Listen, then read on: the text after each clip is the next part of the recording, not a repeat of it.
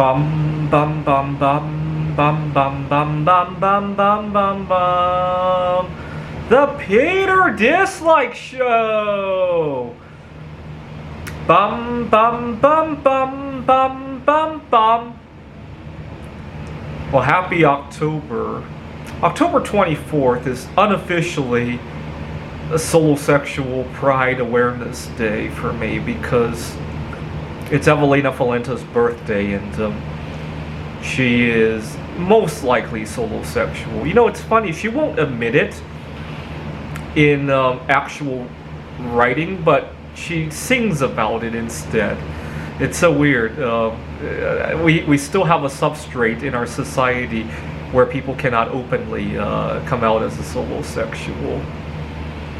I'm reading a little bit about how during the pandemic and in the years since, we've become a lot more equal, in large part because there's a lot of discussion about quiet quitting and all that.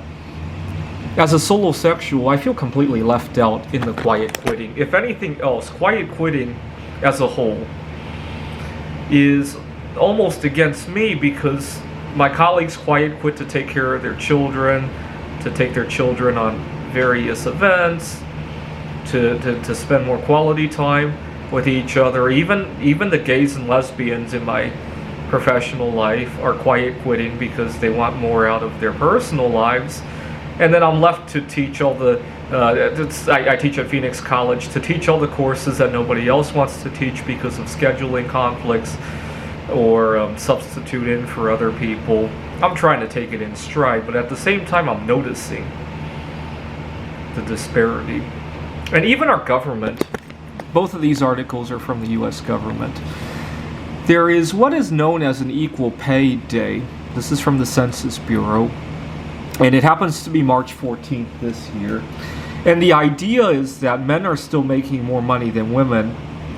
I don't know how you compare apples to apples, but they have controlled for a few things in such a way that a woman has to work until March 14th of 2023 just to make up the difference that she was making less than a man in her situation did in 2022. Now that's nothing to be proud of, right? And it's worse for people of color. I think I read somewhere that the average person of color has to work until August of the next year to catch up to somebody who's white.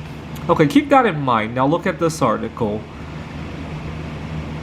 Married couples' wealth surpasses others by however many percent. See, they spin it in a very different direction, right? You will never hear somebody say somebody who is single has to work until like probably January of 2 years later to catch up to a married couple, because not only do a married couple each make more, but they have 2 times the income, right? They might each only make 50% more, but it's 3 times the combined income, right? That's my own experience, at least, right? Not only that, but singles have a tendency to get the shittiest assignments, right? You got an odd hour. Right now I teach a lot of nighttime courses, and I learned the hard way. Next semester I'll have to think it through. I don't necessarily mind the nighttime courses. What I do mind is how far the day spans, right? So every Tuesday and Thursday I have a class that starts at 10 o'clock, and then on Mondays and Wednesdays I don't get out until 8 p.m. And so that's rough, right? I didn't think about that when I signed up for everything that I'm doing.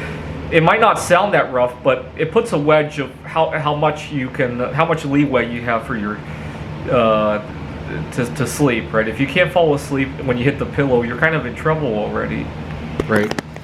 And for some reason we spin it very differently, right? Imagine whites or men came up with an article, oh my god, men are making so much more than women, and yay men, right? Or whites are making so much more than blacks, Hispanics, or whatever. Yay, whites, right? You would never see that, right? But this is an article that's doing that, but with marriage, right? Why?